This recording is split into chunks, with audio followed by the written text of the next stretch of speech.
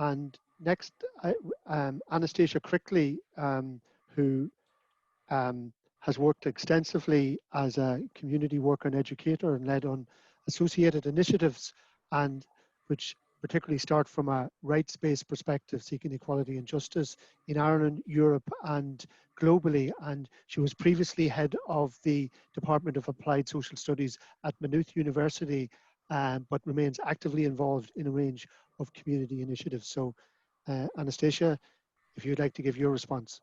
Thanks very much, Paul. And I told you to say nothing about me. I know that. I know you did. that's part of it.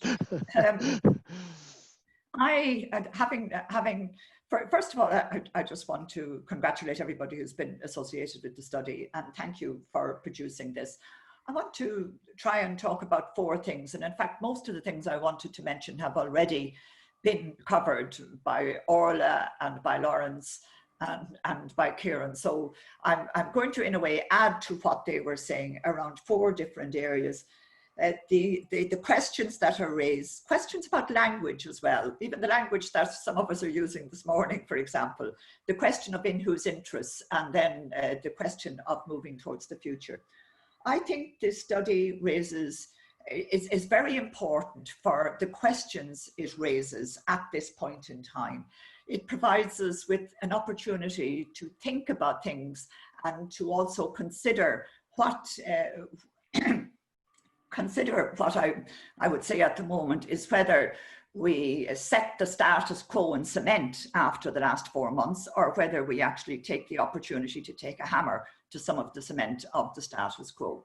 And I do believe that what we've done and what has happened during the pandemic raises that question very directly and very, very clearly.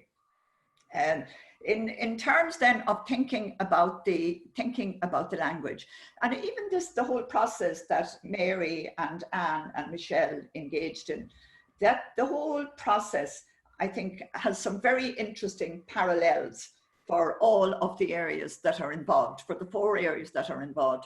But for me, the process itself also raised some challenges and some problems about attempting to shoehorn those 4 areas into the same study on one hand, and then attempting to use literature that was devised in a different context to inform it on the other hand. And I do believe a very good effort, because some very interesting parallels have emerged. But for example, in that regard, I don't recognize something called the community and voluntary sector. You know, there's a community sector and there's a voluntary sector, and they're not the same. They're entirely different.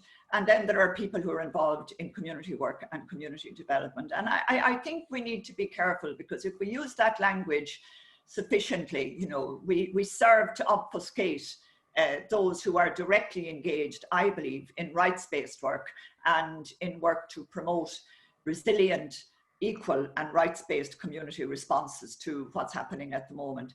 I also think, though, that there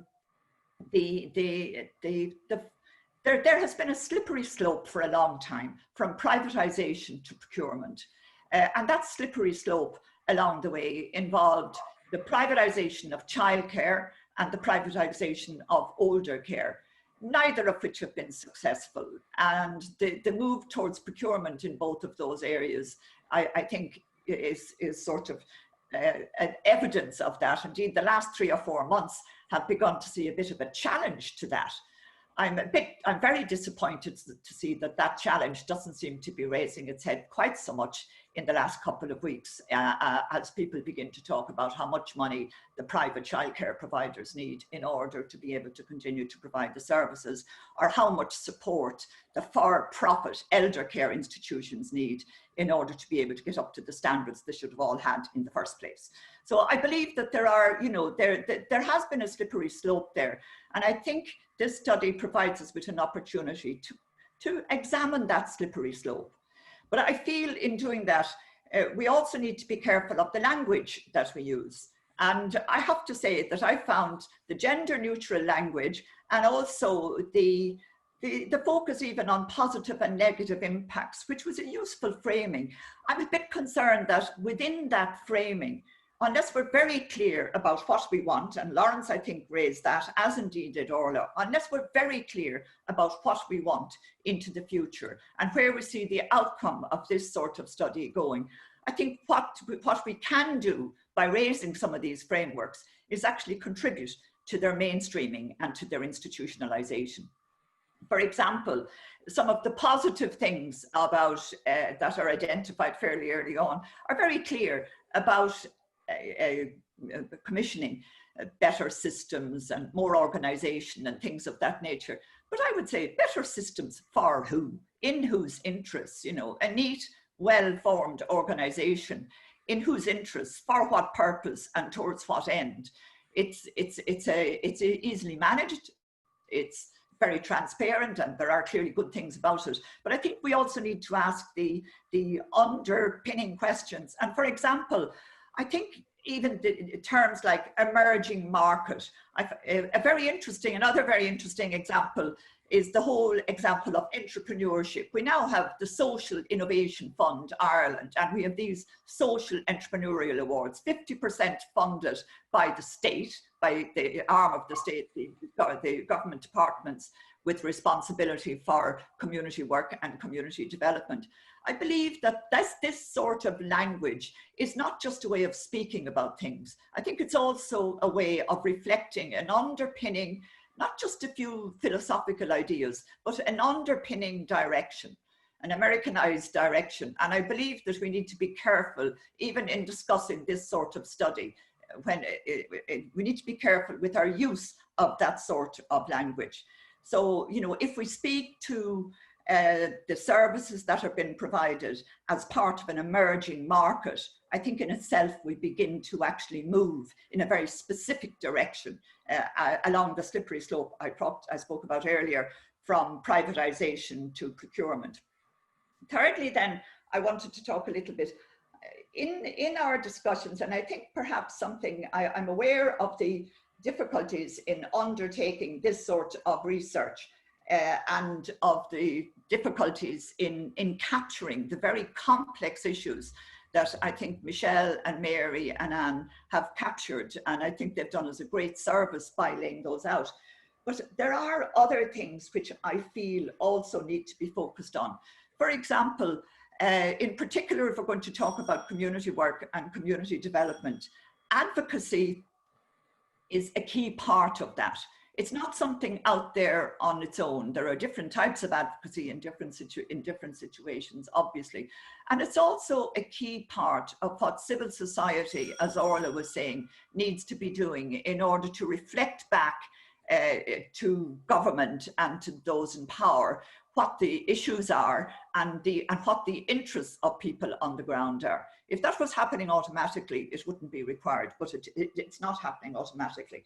And in that regard, then, I would say we need also, I mean, the question I would ask is, where are the women? Like, obviously, where in the domestic violence case study, mostly the focus is on women, but where, you know, how I think further work in this area needs to more directly include women, because women have different experiences. Where's the experience of racism? How can we talk about procurement or the provision of services at this point in time without speaking very directly about racism, about direct provision, about people in direct provision, and about the now very essential focus on climate justice?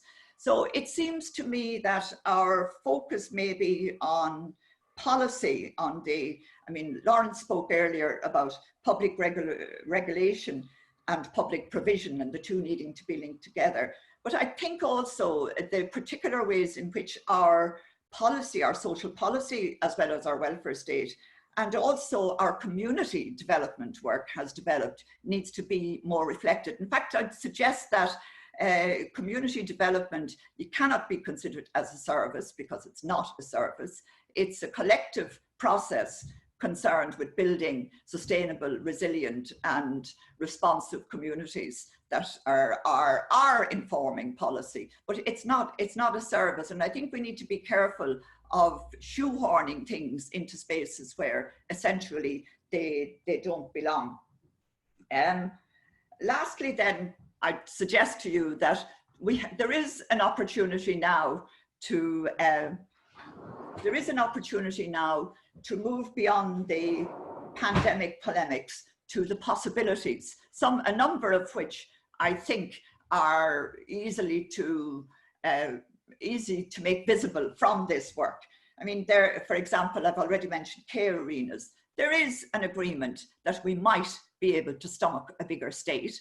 Even Johnston in the UK is acknowledging the reality of the public health services there, of the National Health Service.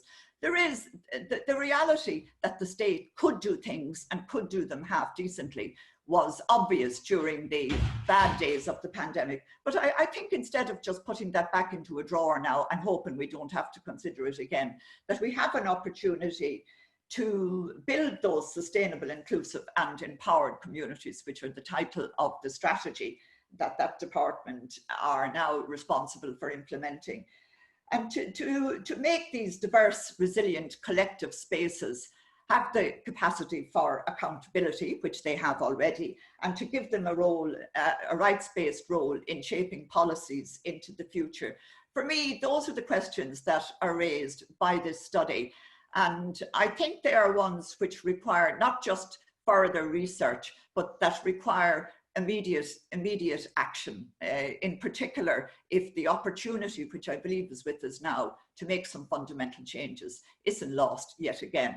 In the last time when this happened in the Depression, there were Great Depression, there were two outcomes in different parts of the world, and I'll just mention them by way of conclusion, that being the Roosevelt New Deal in the USA, which did have some good things associated with it, and on the other hand, the rise of fascism in Europe. And I think those are some of the bleaker choices that we now face, into which I do believe we can fairly easily fold some of these sort of ongoing discussions about privatization and procurement. Thank you very much. Stasia.